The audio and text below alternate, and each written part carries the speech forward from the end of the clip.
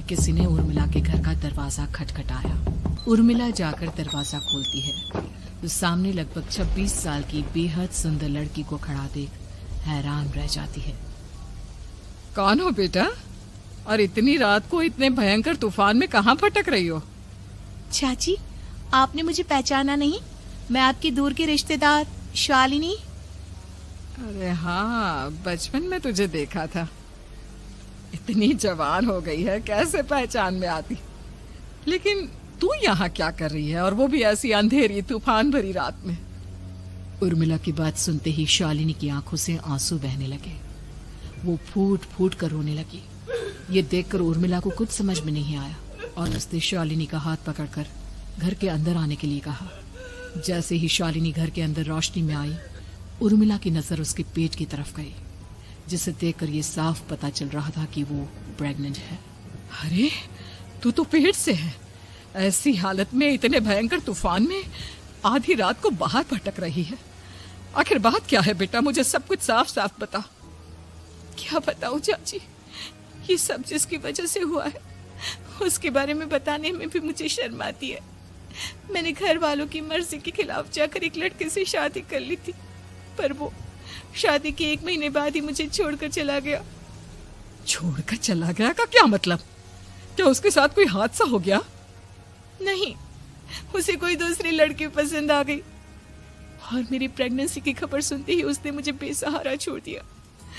उसके बाद मैं अपने घर गई, लेकिन माँ पापा ने मुझे घर में कदम तक नहीं रखने दिया। तभी मुझे आपकी याद आई। कोई बात नहीं, कोई बात नहीं, तुमने यहाँ आकर अच्छा ही किया। एक काम करो, तुम आराम करो। वैसे भी ऐसी हालत में इतना घूमना फिरना और इस तरह आधी रात को बाहर भटकना ठीक नहीं होता। प्रेग्नेंट औरत को आधी रात को घर से बाहर नहीं निकलना चाहिए। बुरी आत्माएं उस पर अपना असर दिखा सकती है। और इतना कहकर उर्मिला ने शालिनी को एक दूसरे कमरे में जाकर आराम करने के लिए कहा। लेकिन जैसे ही शालिनी अपने कमरे में जाने लगी, अचानक से उर्मिला ने उसे रोक लिया। एक बात बताओ बेटा, तुम्हारा कौन सा महीना चल रहा है? पेट देखकर तो लगता है कि लगभग 6 महीने पूरे हो गए होंगे। उर्मिला की बात सुनकर शालिनी के होठों पर मुस्कुराहट आ गई। चाची जी, अभी सिर्फ 1 ही महीना हुआ है। शालिनी की बात सुन उर्मिला दंग रह गई। उसे समझ में नहीं आ रहा था कि प्रेगनेंसी के पहले ही महीने में शालिनी की हालत ऐसी क्यों थी। लेकिन फिर उसने बात को नजरअंदाज कर शालिनी को आराम करने के लिए कहा और खुद भी कमरे में जाकर सो गई। अभी कुछ ही घंटे बीते थे कि अचानक से एक बच्चे के बड़े ही अजीबोगरीब बेढंगे तरीके से रोने की आवाजें उर्मिला के घर में गूंजने लगी। उन आवाजों को सुनकर उर्मिला की नींद फिर से खुलती है। ये अचानक बच्चे के रोने की आवाज कहां से आने लगी? उसने उठकर चारों तरफ देखा, पर वहां उसे कोई नजर नहीं आया। उर्मिला घबराते हुए शालिनी के कमरे में गई तो वहां उसे कमरे की दीवार पर एक बेहद खौफनाक साया नजर आया, जिसे देखकर उर्मिला बुरी तरह से घबरा गई। आखिर ये सब क्या हो रहा है? शालिनी, शालिनी उठो! उसने जोर जोर से आवाज देकर शालिनी को जगाने की कोशिश की, लेकिन ऐसा लग रहा था जैसे उसकी आवाज शालिनी तक पहुंच नहीं रही थी। कमरे की दीवार पर एक बहुत बड़ा और बेहद डरावने दिखने वाले इंसान का साया और एक बच्चे के अजीबोगरीब ढंग से रोने और चीखने की आवाजें अब उर्मिला को ज्यादा डराने लगी थी। उर्मिला को शालिनी की चिंता सताने लगी और उसने पूरी ताकत के साथ चीख कर शालिनी को आवाज लगाई, शालिनी! तभी अचानक सब कुछ एकदम पहले जैसा हो जाता है और उर्मिला की आवाज सुनकर शालिनी की नींद खुलती है। क्या हुआ चाची, आप इतनी तेज क्यों चिल्ला रही हैं? अब ठीक तो है ना? अभी मैंने तुम्हारे कमरे में कुछ अजीब सा देखा। तुम ठीक हो ना शालिनी? मुझे यहाँ एक बच्चे के रोने की आवाजें आ रही थी। लगता है आपको मेरी कुछ ज्यादा ही चिंता हो गई है। आपने मेरी प्रेगनेंसी के बारे में कुछ ज्यादा ही सोच लिया होगा। मैं एकदम ठीक हूँ, आप आराम से सो जाइए। इतना कहकर शालिनी ने उर्मिला को फिर से अपने कमरे में जाने के लिए कहा और खुद भी जाकर सो गई। पर अब उर्मिला की आंखों से नींद गायब हो चुकी थी। अगली सुबह जब शालिनी उठी तो वो सीधा उर्मिला के पास आई। गुड मॉर्निंग चाची। तभी अचानक उर्मिला की नजर शालिनी के पेट पर पड़ती है, जिस पर नीले रंग से एक अजीब सी आकृति नजर आ रही थी। शालिनी, ये तुम्हारे पेट को क्या हुआ? मैंने इतनी औरतों को देखा है, ऐसा तो किसी के साथ नहीं होता। शालिनी ने जैसे ही अपने पेट की तरफ देखा तो उसे वहां कुछ भी नजर नहीं आया। चाची, कुछ भी तो नहीं है, सब कुछ एकदम नॉर्मल है। आपको क्या अजीब लग रहा है? इससे पहले कि उर्मिला उसके सवाल का कोई जवाब देती, अचानक से शालिनी के पेट में जोर जोर से दर्द होने लगा। वो बुरी तरह दर्द से तड़पने लगी। चाची, चाची! ये सब देखकर उर्मिला बहुत घबरा गई। उसने धीरे धीरे शालिनी के पेट को सहलाना शुरू किया, लेकिन शालिनी का दर्द कम नहीं हुआ। उर्मिला जाकर रसोई से पानी का गिलास लेकर आई और शालिनी को पानी पिलाने की कोशिश करने लगी। ले बेटा, पानी पी ले, तुझे आराम मिलेगा। ले ले। नहीं चाची, मुझे बहुत तेज दर्द हो रहा है। अरे थोड़ा पी ले बेटा। जैसे ही उर्मिला ने शालिनी को पानी पिलाया, उसने देखा कि गिलास में बचा पानी का रंग नीला पड़ गया और शालिनी की आंखें अजीब हो गई। उसके पेट पर बच्चे का एक डरावना चेहरा नजर आने लगा। ये सब देखकर उर्मिला की डर से हालत खराब होने लगी, पर तभी शालिनी का दर्द ठीक हो गया। बेटी, अभी तुम्हारा दर्द ठीक है तो ऐसा करो, तुम थोड़ी देर आराम कर लो। शालिनी को आराम करने के लिए कहकर उर्मिला तेज कदमों से चलकर घर से बाहर निकल जाती है और पास ही रहने वाली एक औरत कालिंदी के पास पहुंचती है। अरे उर्मिला बहन, बड़े दिनों बाद दिखाई दी, क्या हुआ? बहुत घबराई हुई सी लग रही हो, सब ठीक तो है ना? क्या बताओ कालिंदी बहन, मेरी एक दूर की रिश्तेदार आई हुई है। वो पेट से है और उसके साथ ना अजीब अजीब चीजें हो रही है। अब उर्मिला सारी बात कालिंदी को बताती है, जिसे सुनने के बाद काले जादू और तंत्र विद्या की माहिर कालिंदी एक ताबीज बनाकर उसे देती है। बहन, मुझे शालिनी पर किसी बुरी आत्मा का साया लगता है। ये ताबीज ले जाओ, आज रात को 12 बजे उसे पहना देना, फिर सब ठीक हो जाएगा। उर्मिला ताबीज लेकर घर वापस आती है और अब आधी रात के होने का इंतजार करने लगती है। जैसे ही आधी रात होती है, वो नींद में सोई शालिनी को ताबीज पहना शांति से अपने कमरे में आकर अपने पलंग पर लेट जाती है। अब सब ठीक हो जाएगा। ये सोचकर उर्मिला शांति की एक सांस ही लेती है कि तभी अचानक उसकी आंखों के सामने कुछ ऐसा आता है जिसे देखकर उर्मिला डर से चीखने लगती है। तुम कौन हो? कौन हो तुम? जाओ यहाँ से, जाओ जाओ यहाँ से। तभी उर्मिला की एक जोरदार दर्द भरी डरावनी चीख वहां पर गूंज गई। उर्मिला की आंखों के सामने एक बच्चा खड़ा हुआ था, जिसका पूरा शरीर किसी बूढ़े की तरह नजर आता था, लेकिन मुंह किसी नवजात बच्चे की तरह था। उसकी आंखें गुस्से से लाल थी और वो घूर घूर कर उर्मिला की तरफ देखा जा रहा था। कौन हो तुम? कौन हो? उर्मिला के चीखते ही वो बच्चा जोर जोर से रोने लगा। घबराकर उर्मिला ने अपने हाथों को अपने कानों पर रख लिया। उसकी समझ में नहीं आ रहा है कि आखिर ये सब उसके साथ क्या हो रहा है। कौन हो तुम? कौन हो? क्या चाहते हो मुझसे? जाओ जाओ यहाँ से, आखिर तुम हो कौन?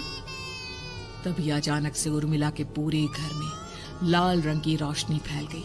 वो बच्चा धीरे धीरे कदमों से चलता हुआ उर्मिला की तरफ बढ़ने लगा। किसी नवजात पैदा हुए बच्चे के जैसे उसके रोने की आवाज अब उर्मिला के कानों में गूंज रही थी। लेकिन कुछ ही सेकंड में वो चुप हो गया और उसने बेहद खतरनाक आवाज में उर्मिला के सवाल का जवाब दिया। मैं वो हूँ जो अब तक पैदा नहीं हुआ, लेकिन जब मैं पैदा हो जाऊंगा तो वो होगा जो अब तक कभी नहीं हुआ। ये क्या कहना चाहते हो तुम? ऐसा क्या हुआ जो अब तक नहीं हुआ? तबाही होगी, तबाही। सब कुछ खत्म हो जाएगा और ये जो लड़की मुझे जन्म देने वाली है, मैं उसका खून पी जाऊंगा, सारा खून। उस बच्चे की बात सुनते ही उर्मिला बुरी तरह घबरा गई। उसका एक बुजुर्ग आदमी जैसा शरीर, एक नवजात बच्चे जैसा चेहरा, ये दोनों ही बातें उर्मिला की समझ से बाहर थी। तभी वो बच्चा अचानक गायब हो गया। घर का माहौल फिर से पहले जैसा हो गया।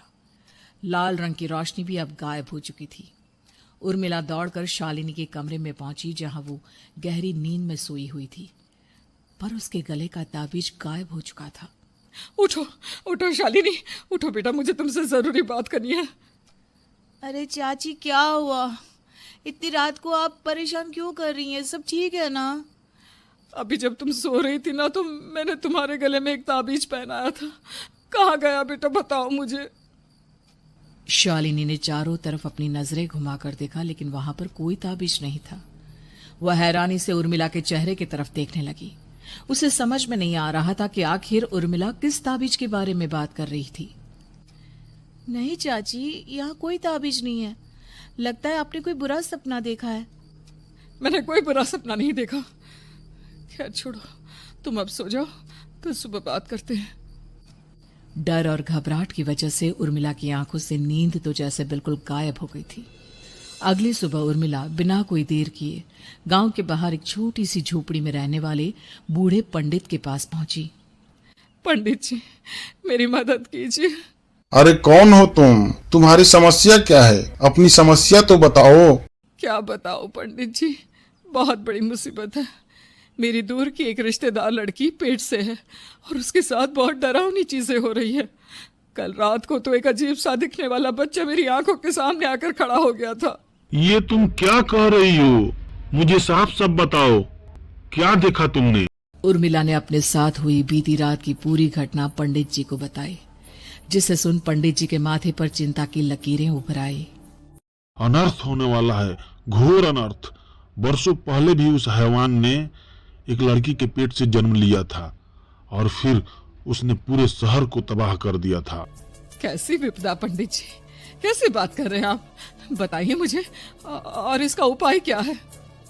उपाय तो है, लेकिन बड़ी दुर्लभ है। हो सकता है इस उपाय को करने के दौरान तुम्हारी जान भी चली। मुझे मेरी जान की कोई परवाह नहीं, पर आप जिस तबाही के बारे में बात कर रहे हैं, बस वो नहीं होनी चाहिए। लाखों लोगों की जान बचाने के लिए मैं कुछ भी करूंगी। ठीक है, तो मेरी बात ध्यान से सुनो। वर्षों पहले एक भयानक तांत्रिक ने अपनी तंत्र विद्या के बल पर एक मासूम लड़की से रिश्ता बनाया था। उसने उसके पेट से जन्म लिया था और इस पूरी दुनिया में अपने जैसे लोगों की जनसंख्या बढ़ाना चाहता था। आपके कहने का मतलब है कि शालिनी के पेट से भी उस शैतान को जन्म लेना है, इसलिए उसने उसके साथ ये सब किया है। ठीक पहचाना तुमने। अब मैं तुम्हें एक ऐसा भस्म दूंगा जो तुम्हें ले जाकर उस लड़की के पेट पर लगाना होगा। क्या ऐसा करने से सब कुछ ठीक हो जाएगा? नहीं, ये सब इतना आसान नहीं है। उस लड़की के पेट पर भस्म लगाने के बाद उस लड़की का पेट काट कर उस हैवान को बाहर निकालना होगा। नहीं पंडित जी, मैं ये सब नहीं कर सकती। मैं भला एक जिंदा लड़की के पेट को अपने हाथों से कैसे काट सकती हूँ? अगर तुमने ऐसा नहीं किया तो शैतान उस लड़की के पेट से जन्म लेगा और उसके शरीर का सारे खून पीकर अपनी ताकत को बढ़ाएगा और उसके बाद इस पूरे शहर को तबाह कर देगा। यहाँ कोई जिंदा नहीं बचेगा। लेकिन अगर मैं उसके पेट को काट दूंगी तो क्या वो जिंदा बच पाएगी? अगर शालिनी को कुछ हो गया तो, अगर उसकी मृत्यु हो गई तो? ऐसा कुछ नहीं होगा। तुम्हें अपने मन को शांति करके करना ही होगा। सिंदूर लेने के बाद उर्मिला झोपड़ी से बाहर निकलने ही वाली थी कि तभी पंडित जी ने उसे पीछे से आवाज देकर रोका। उर्मिला, उस लड़की का पेट काटकर हैवान को बाहर निकालना ही काफी नहीं होगा। तुम्हें ध्यान रखना होगा कि उस बच्चे का जो आधा बूढ़े का शरीर है, उस पर सिंदूर का एक बूंद भी नहीं पड़ना चाहिए, क्योंकि अगर ऐसा हुआ तो वो तुम्हें और बाकी सबको कच्चा चबा जाएगा। पंडित जी की बात सुन उर्मिला की आंखें फटी रह गई और उसके शरीर में डर की लहर दौड़ गई। फिर भी उसने हिम्मत की। ठीक है पंडित जी, मैं पूरी कोशिश करूंगी कि मैं उस हैवान को वहीं के वहीं खत्म कर पाऊं। इसके बाद उर्मिला तेज कदमों के साथ घर वापस आती है। दिन बीतता है, रात का अंधेरा छाने लगता है। शालिनी खाना खाकर सोने चली जाती है और उर्मिला लगातार उसके गहरी नींद में सो जाने का इंतजार करने लगती है। जिसके बाद उर्मिला दबे कदमों से शालिनी के कमरे में पहुंच गई। मुझे ये करना ही होगा। अब उर्मिला ने धीरे धीरे शालिनी के पेट पर पंडित जी का दिया सिंदूर लगाना शुरू किया। उर्मिला के हाथ बुरी तरह से कांप रहे थे। उसके एक हाथ में चाकू था जिससे वो पेट काटने वाली थी। उर्मिला ने एक नजर शालिनी के चेहरे की तरफ देखा और फिर डरते हुए उसके पेट पर चाकू चलाना शुरू किया। कमाल है, मैं इसका पेट काट रही हूँ और ये आराम से सो रही है। इससे दर्द नहीं हो रहा क्या? तभी अचानक उर्मिला के कानों में बच्चे की रोने की आवाज सुनाई देने लगी। उसने घबराकर चारों तरफ देखा पर वहां पर कोई नहीं था। बस रोने की आवाज लगातार आ रही थी। उर्मिला बिना रुके लगातार शालिनी के पेट को काटती रही। उसे इस बात का भी ध्यान रखना था कि सिंदूर बच्चे के बूढ़े आदमी वाली शरीर के हिस्से पर ना लगे। कुछ ही देर में वो हैवानी बच्चा उर्मिला के हाथों में था। उसने बड़ी ही सावधानी से उस बच्चे को बाहर निकाला और पंडित जी के कहे अनुसार उसे घर से दूर जलाने के लिए ले गई। पर तभी उसके सामने वही बूढ़े शरीर और बच्चे के चेहरे वाला बच्चा आ गया। अपनी गोद में और सामने भी बच्चे को देखकर उर्मिला हैरान रह गई। मुझे मारोगी? मुझे? इतनी हिम्मत कैसे आ गई तुम्हारी? तुम पैदा नहीं हुए हो और मुझे पता है जब तक तुम्हारा जन्म नहीं हो जाता तो मुझे कुछ नहीं कर सकते। इतना बोलते ही उर्मिला तुरंत उस बच्चे को घास के ढेर पर फेंककर उसमें आग लगा देती है, जिसके तुरंत बाद वो बूढ़े आदमी के शरीर और बच्चे के चेहरे वाला अजीब तांत्रिक का भूत भी वहां से गायब हो जाता है। कुछ देर बाद उर्मिला घर पहुंचती है तो वो ये देखकर हैरान रह जाती है कि शालिनी का पेट अपने आप जुड़ चुका था। शुक्र है भगवान का और उन पंडित जी का, अब सब ठीक हो जाएगा। सुबह शालिनी सोकर उठती है तो अपना पेट देख पूरी तरह घबरा जाती है। चाची, चाची ये सब क्या हो गया? मेरा पेट अचानक कम कैसे हो गया? मेरा बच्चा कहाँ गया चाची? बेटी, वो बच्चा नहीं, एक खतरनाक तांत्रिक था जो तुम्हारे कोख से जन्म लेकर सबको मार देना चाहता था। वो पैदा होते ही तुम्हारी जान भी ले लेता, इसलिए मैंने पंडित जी के बताए उपाय से उसका खात्मा कर दिया है। अब सब ठीक है। शालिनी को उर्मिला की बात समझ में नहीं आती, जिसके बाद शालिनी को पूरी बात उर्मिला आराम से समझाती है। अब वो दोनों ही भगवान का शुक्र अदा करती हैं और एक साथ रहने लगती हैं।